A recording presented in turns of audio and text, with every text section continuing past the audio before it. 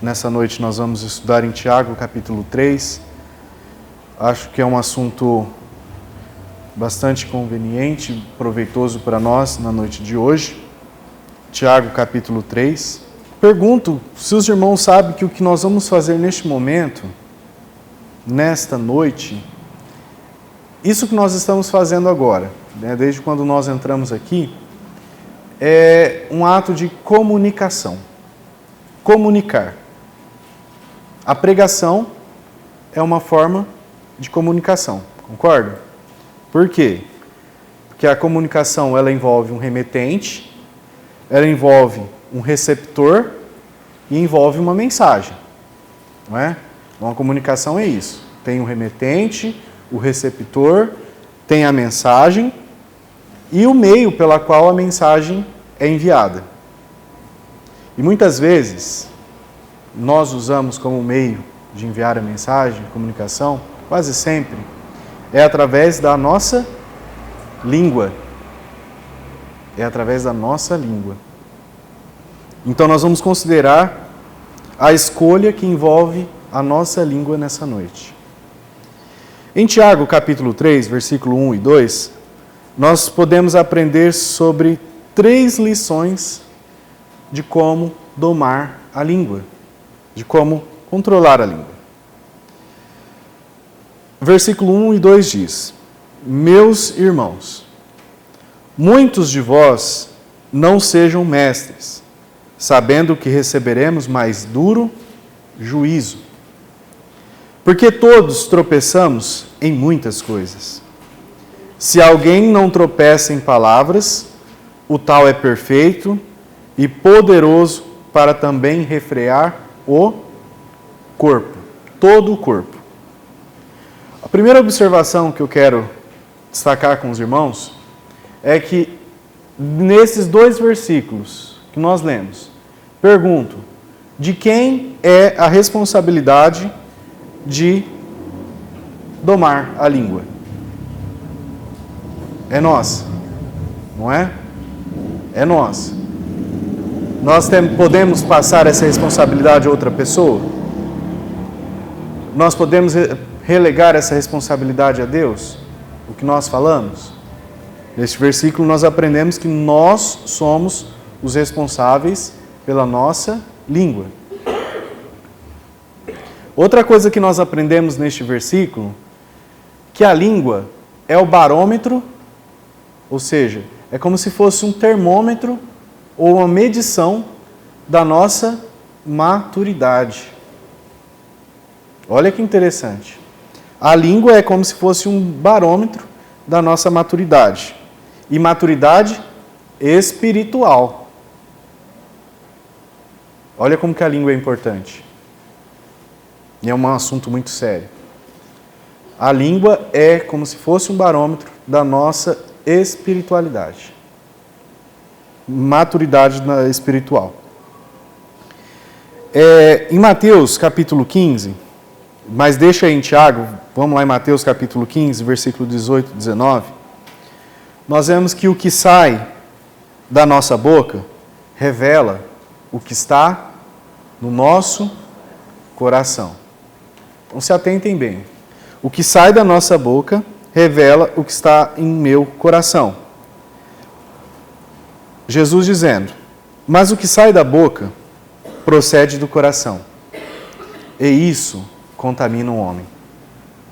Porque do coração procedem o quê? Maus pensamentos, procede mortes, procede adultério, fornicação, furtos, falsos testemunhos e blasfêmia.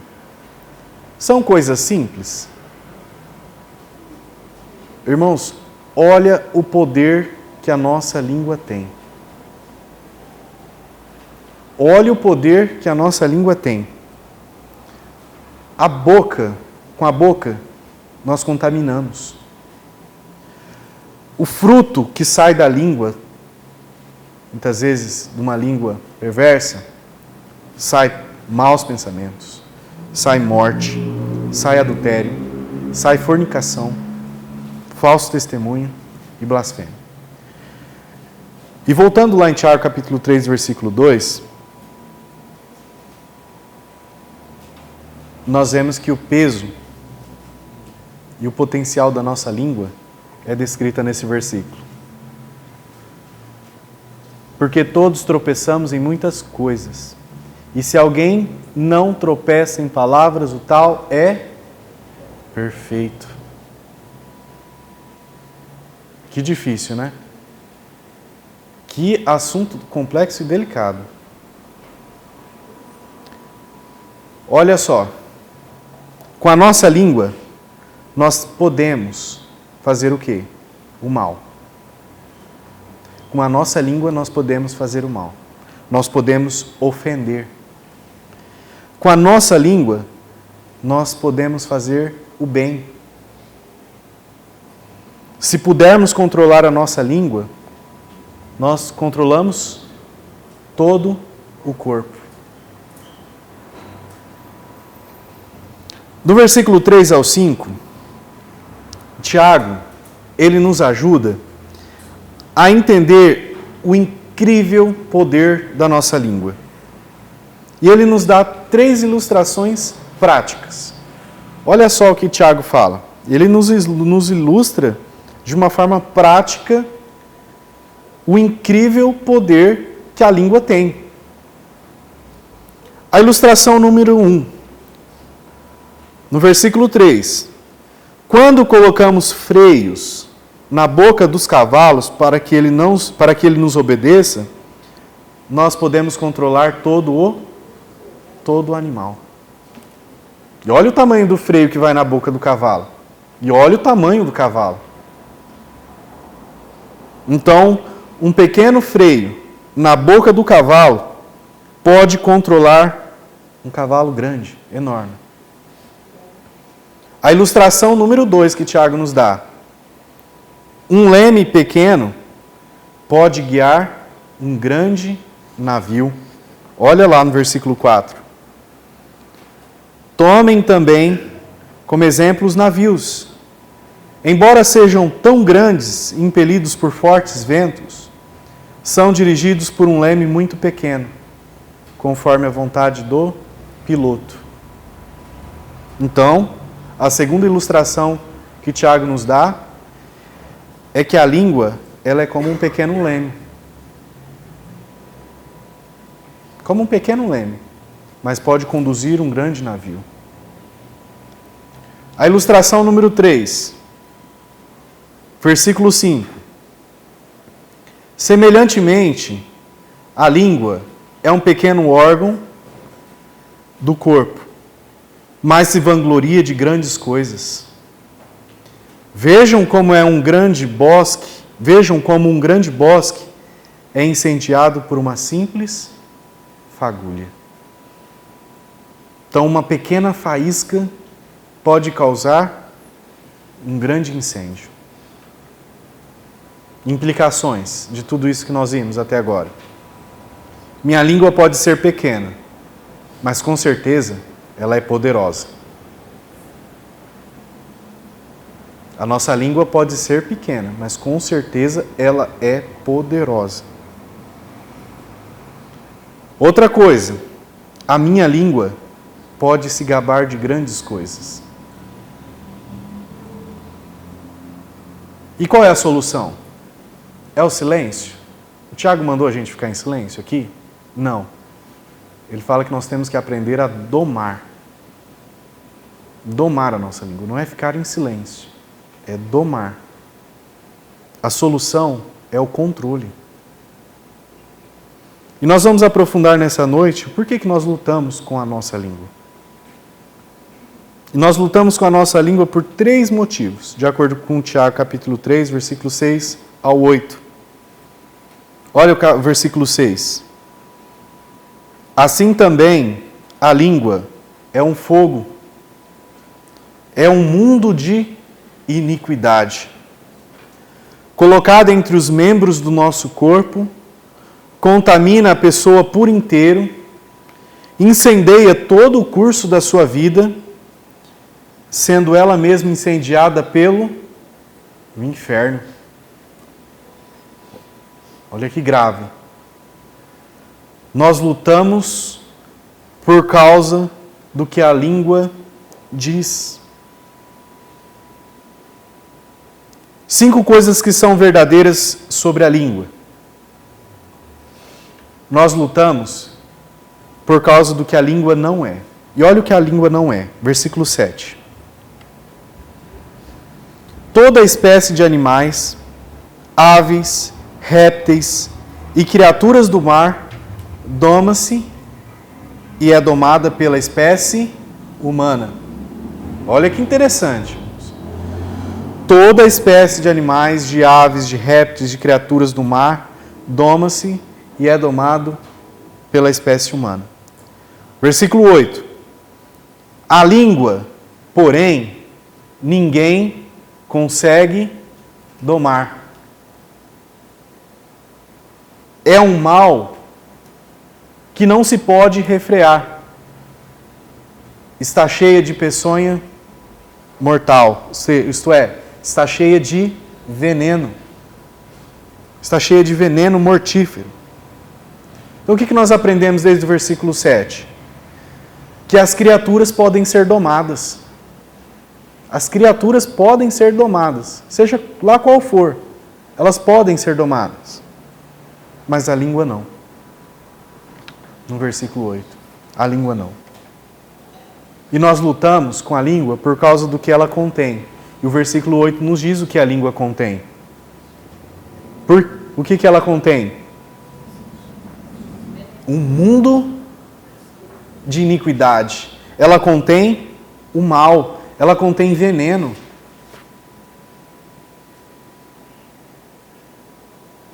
E dando continuidade no versículo 9, Tiago, ele passa o motivo pela qual nós lutamos contra a língua, para a escolha que nós devemos fazer em relação a ela.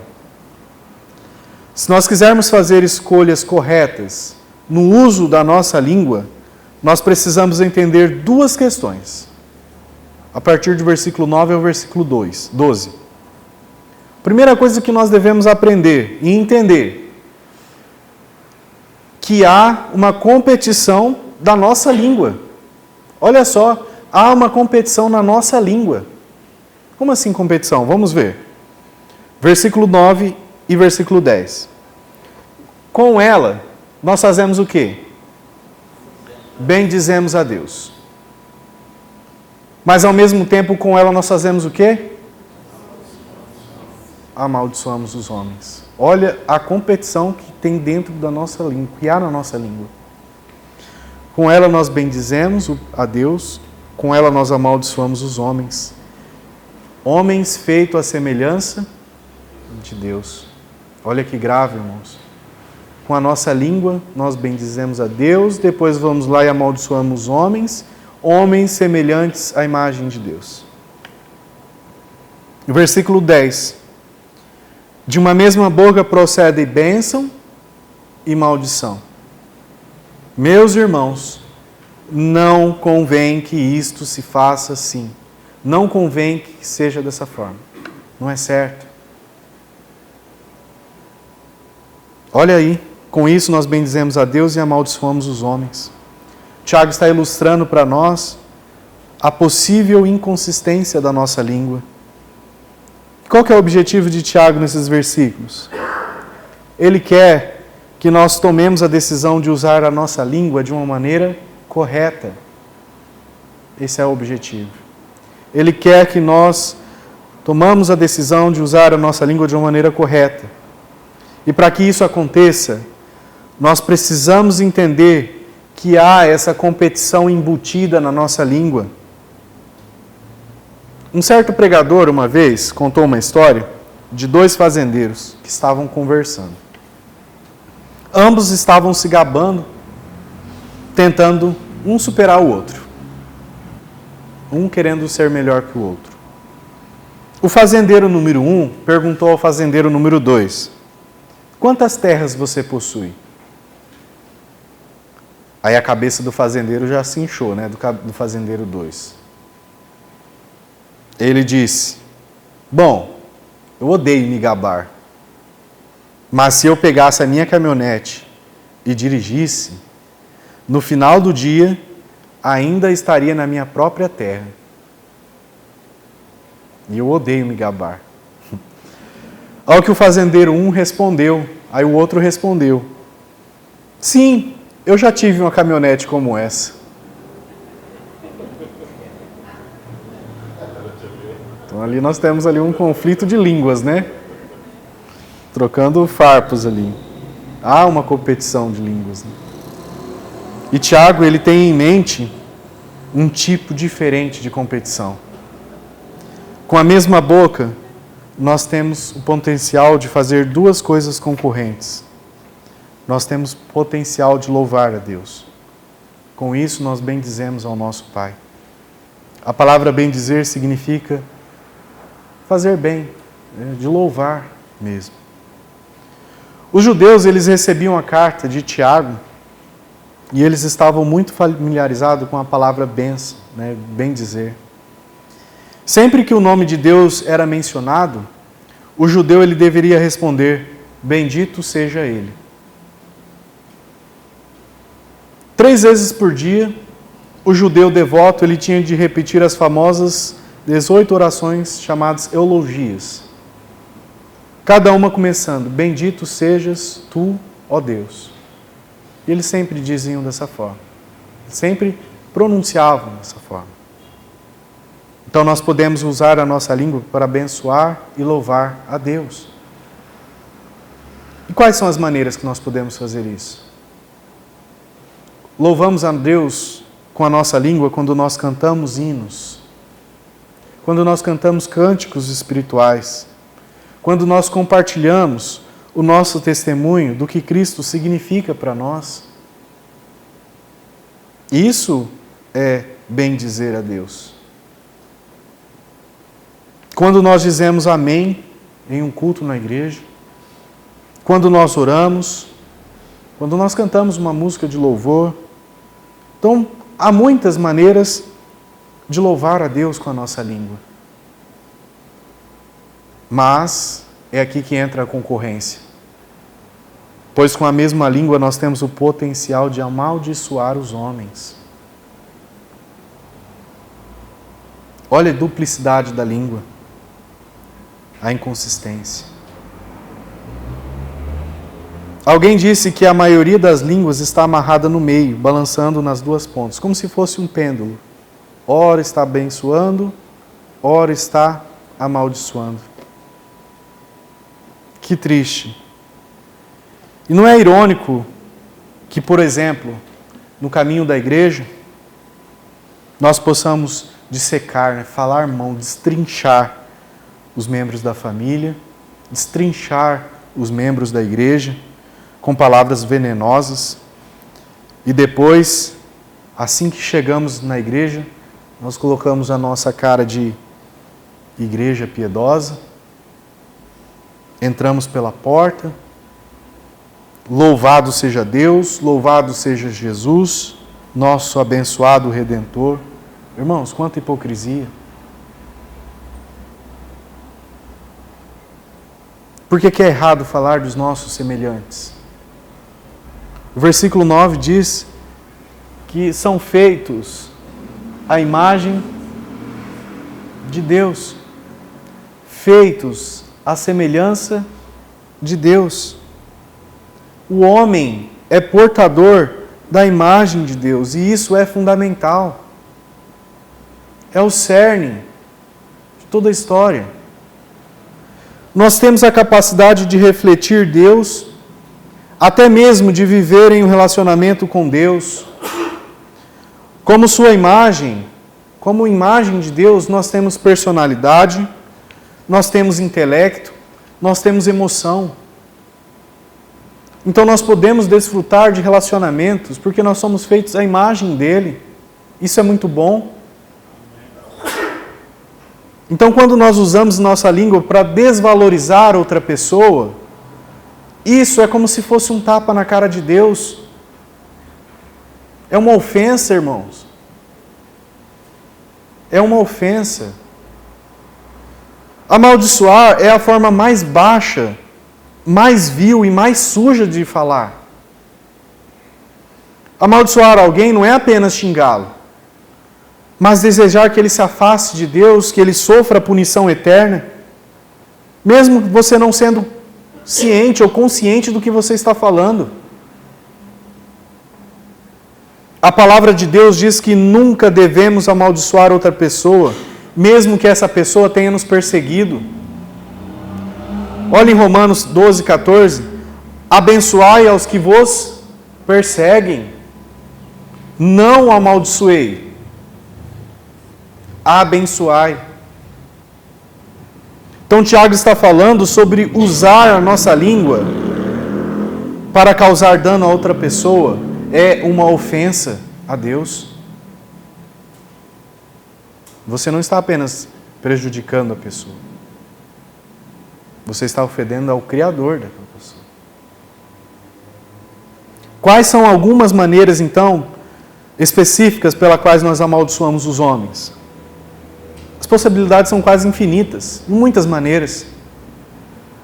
Quando nos sentamos para o nosso almoço ou jantar de domingo e assamos um irmão da igreja na nossa conversa, isso é amaldiçoar. Também quando nós criticamos o nosso líder por não fazer do jeito que nós queremos ou por não fazer do jeito que nós gostamos, é uma forma de amaldiçoar. Então nós precisamos ficar atentos quando nós ouvirmos as seguintes palavras. São como se fossem luzes vermelhas, nos dando alerta. Que indica que uma palavra com a intenção de prejudicar está prestes a ser pronunciada. Sabe aquele irmão que chega, olha, ouvi tal coisa, será que é verdade mesmo? E começa daí prolongar. Sabe aquela conversa, se eles não queriam que as pessoas falassem, então eles nunca deveriam ter feito isso? Está errado. Você ficou sabendo que tal irmão... Irmãos, é o caminho. Corra o problema à vista. A luz vermelha está piscando. No versículo 10, Tiago enfatiza o ponto que da mesma boca procedem a bênção e a maldição. Então, meus irmãos, não convém que essas coisas sejam assim. E, irmãos, amados, nós somos filhos do Rei. Nós somos filhos do Rei. Então, há algumas coisas que são impróprias para os lábios daqueles que são filhos do Rei falar. Há coisas que são impróprias para os príncipes, os herdeiros, falarem. E Tiago diz, meus irmãos, olha, você espera mais da sua família do que de um estranho, não espera? Não é verdade? Todos concordam? Amém? Nós esperamos mais da nossa família do que dos estranhos. E o conselho de Tiago aqui é sobre negócios familiares. Se uma pessoa não faz parte da família de Deus, então ela não tem o poder contra a língua, de controlar a sua língua.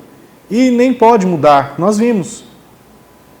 Mas se uma pessoa, ela estiver na família de Deus, se ela for uma irmã ou um irmão, então uma língua dupla, inconstante, isso é indesculpável. Isso é indesculpável. Por quê? E Tiago revela uma razão muito importante no versículo 11 e versículo 12. Porque uma língua dupla gera o quê? Confusão.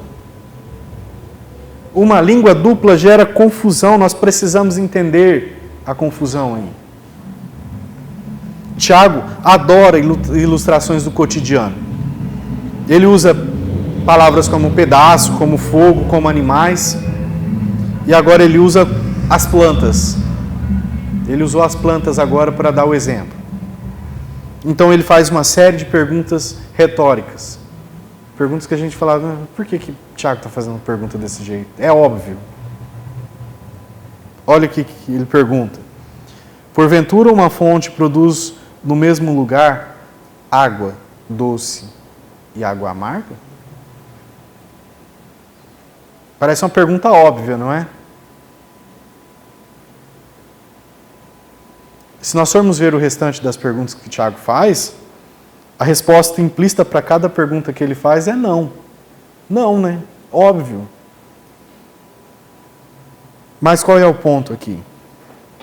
Tiago está nos fazendo entender que até mesmo os objetos inanimados, ou seja, os objetos que não têm alma, os objetos que não têm vida, até eles sabem quando algo é inconsistente. Olha, até o inanimado não se conforma com aquilo que é inconsistente. O inanimado não é inconsistente. Uma nascente, ela não pode produzir água doce e água salgada ao mesmo tempo. Então a criação não é inconsistente. Uma figueira, ela não produz azeitonas. Uma videira, ela não produz figos. Uma fonte de água salgada não produz água doce.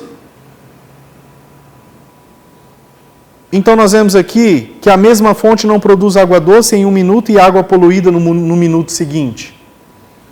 Ela pode ser uma água boa ou ruim, mas ela é consistente. O problema com a língua é que ela não é consistente. E uma língua inconsistente, ela envia o quê? Ela envia uma mensagem confusa. Ela causa confusão. Envia uma mensagem confusa. Então, após refletir sobre isso, nós precisamos entender 3 coisas verdadeiras que uma língua dupla inconsistente causa. O que sai do homem procede de onde, irmãos? Do coração. Então, uma língua dupla ela é indicativa de um coração dividido. É indicação de um coração dividido. Lembra que eu falei que a nossa língua é um barômetro da nossa maturidade, principalmente da nossa maturidade espiritual? Lembram-se de Pedro? Pedro, no capítulo 26, versículo 35, olha o que Pedro diz. Ainda que me seja mister morrer contigo, não te negarei. E todos os discípulos disseram o mesmo. No minuto seguinte, a mesma língua fez o quê? Negou Jesus. Com maldições. João disse, 1 João capítulo 3, versículo 18. Meus filhinhos, não amemos de palavra nem de língua, mas por obra e em verdade. Olha aqui que o João diz. Grava bem, irmãos. Não amemos de palavra nem de língua, mas por obra e em verdade. Só que esse mesmo João, lá em Lucas capítulo 9, versículo 54, antes dele falar isso, que nós não devemos amar de língua, olha o que João disse lá em Lucas 9, 54. E os seus discípulos, Tiago e João, vendo isso, disseram a quem? A Jesus. Senhor, quer que nós digamos que desça fogo do céu e os consuma, como Elias também fez? Olha o que João pediu para fazer. A mesma língua. A mesma língua, irmãos. Aquele que falou que a gente não tinha que amar de palavra nem de língua, mas de obra e de verdade, foi o mesmo que anos antes quis lançar fogo sobre uma aldeia samaritana. Lançar fogo e matar todo mundo. Quando a minha língua é dupla, meu coração está dividido. Se a minha língua precisa de uma limpeza geral, então nós devemos começar por onde? Pelo nosso coração. Uma língua dupla desagrada a Deus. Lábios imprudentes e uma vida redimida não combina. Não dá certo. Lábio imprudente e uma vida redimida não dá certo. Muitos homens falam com perfeita cortesia com estranhos, até pregam amor e gentileza. Mas, ainda assim se irritam impacientemente com a sua própria família. Se irritam com os os irmãos da igreja. Não é desconhecido que um homem fale com piedade no domingo e amaldiçoe uma equipe de trabalhadores na segunda-feira. Olha, não é desconhecido o fato de um homem proferir sentimentos piedosos em um dia e repetir histórias questionáveis no dia seguinte.